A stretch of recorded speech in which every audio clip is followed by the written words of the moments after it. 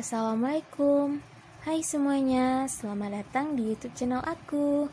Pada kesempatan kali ini, aku akan membahas tentang desain barang atau produk. Sebelum masuk ke pembahasannya, jangan lupa like, comment, and subscribe. Baiklah, langsung saja kita masuk ke pembahasannya. Yang pertama yaitu, apa itu desain barang atau produk? Desain barang atau produk adalah proses menciptakan produk baru yang akan dijual oleh perusahaan untuk pelanggannya. Sebuah konsep yang sangat luas, pada dasarnya regenerasi dan pengembangan ide-ide yang efektif dan efisien melalui proses yang mengarah ke produk-produk baru. Salah satu strategi produk adalah membangun kemampuan tertentu dalam kustomisasi keluarga produk atau jasa yang sudah ada.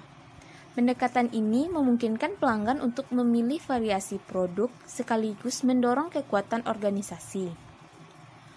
Sebuah strategi produk yang efektif menghubungkan keputusan produk dengan investasi pasar dan siklus hidup produk, serta menggambarkan luasnya suatu lini produk.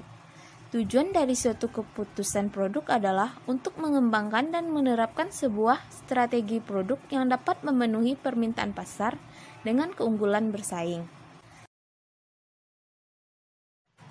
Pembahasan selanjutnya yaitu faktor-faktor utama dalam strategi desain. Dalam mendesain produk, dibutuhkan strategi desain yang memerlukan beberapa faktor untuk memenuhi strategi, seperti yang pertama yaitu biaya. Biaya atau sering disebut modal diperlukan untuk membuat kategori desain. Tanpa adanya biaya yang cukup, maka strategi desain yang harus dilakukan akan lebih sulit dan tidak menjamin tingkat keberhasilannya. Tetapi, dalam strategi desain, biaya yang dikeluarkan rendah, produk yang dihasilkan tetap harus menarik dan berguna bagi para konsumen.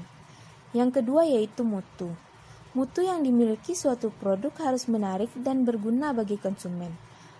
Ada beberapa produk yang dipasarkan secara bersamaan, tetapi produk dengan mutu yang baik yang dipilih oleh konsumen. Yang ketiga yaitu time to market. Lama waktu yang dibutuhkan dalam proses pengembangan produk, dari ide produk sampai ke produk jadi, ini adalah komponen penting dalam kompetisi berbasis waktu. Produk dirancang sampai diterima oleh konsumen. Yang keempat yaitu kepuasan konsumen. Desain produk yang dibuat harus bisa memenuhi kebutuhan ataupun keinginan konsumen. Kepuasan konsumen merupakan hal penting bagi produsen, karena dengan adanya konsumen, hasil produksinya akan terus ada dan digunakan. Yang kelima, keunggulan kompetitif. Keunggulan kompetitif adalah kemampuan perusahaan untuk memformulasikan strategi pencapaian peluang profit melalui maksimisasi penerima dari investasi yang dilakukan. Selanjutnya, aktivitas-aktivitas desain produk. Yang pertama yaitu menafsirkan keinginan dan kebutuhan konsumen. Yang kedua, memperbaiki kembali produk yang telah ada. Yang ketiga, mengembangkan produk dan layanan-layanan baru. Yang keempat, merumuskan sasaran mutu, menargetkan mutu produk yang akan dipasarkan agar memiliki kualitas yang diterima oleh konsumen. Yang kelima, merumuskan target biaya. Yang keenam, mencoba dan menguji purwarupa. Yang ketujuh, memahami spesifikasi. Setelah menguji purwarupa, akan ada beberapa komplain atau masukan mengenai produk tersebut. Maka, industri mendokumentasikannya untuk proses perbaikannya, sehingga menciptakan suatu sistem inovasi produk yang dibangun bersama-sama antara industri dan pelanggan. Selanjutnya yaitu tujuan desain produk. Desain produk memiliki dua tujuan, yaitu tujuan utama dan tujuan tambahan. Tujuan utama, yang pertama yaitu kepuasan konsumen. Kepuasan konsumen merupakan tingkat perasaan konsumen setelah membandingkan antara apa yang dia terima dan harapannya. Seorang pelanggan, jika merasa puas dengan nilai yang diberikan oleh produk, sangat besar kemungkinannya menjadi pelanggan dalam waktu yang lama. Yang kedua yaitu memahami apa yang diinginkan konsumen. Jika suatu perusahaan atau pedagang tidak memiliki konsumen, maka akan sia-sia barang yang diperdagangkan. Oleh karena itu, agar dapat memahami konsumen, maka harus mengerti konsumen dan siapa konsumen itu. Tujuan tambahan. tujuan tambahan yaitu yang pertama itu fungsi dari produk atau jasa, yang kedua biaya atau keuntungan, yang ketiga mutu, yang keempat penampilan, dan yang kelima mengurangi produksi atau perakitan. Selanjutnya adalah mendesain untuk operasional perlu dipertimbangkan kemampuan perusahaan dalam menghasilkan barang.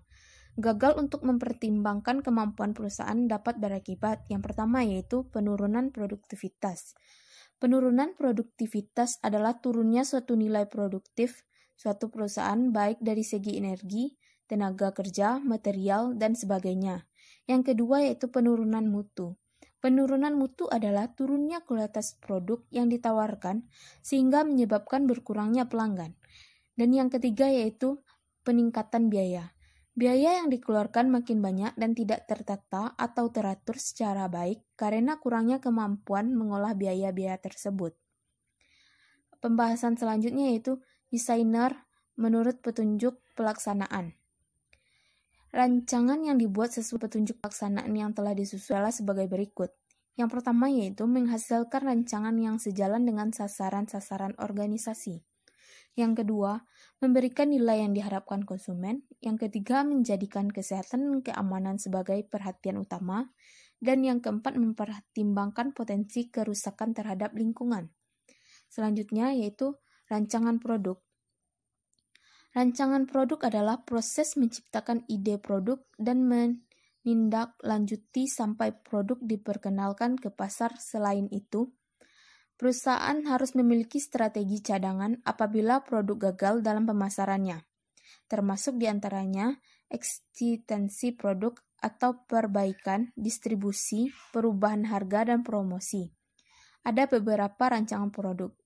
Yang pertama yaitu hidup produk, yang kedua rancangan yang kokoh, yang ketiga rancangan dibantu komputer atau CID, yang keempat yaitu rancangan modular.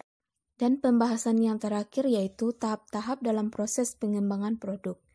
Yang pertama yaitu munculkan ide, yang kedua analisa kelayakan, yang ketiga spesifikasi produk, yang keempat spesifikasi proses, yang kelima pengembangan purwarupa, yang keenam peninjauan kembali rancangan, yang ketujuh uji pasar, yang kedelapan pengenalan produk, dan yang terakhir yaitu evaluasi tindak lanjut. Sekian pembahasan kali ini. Terima kasih.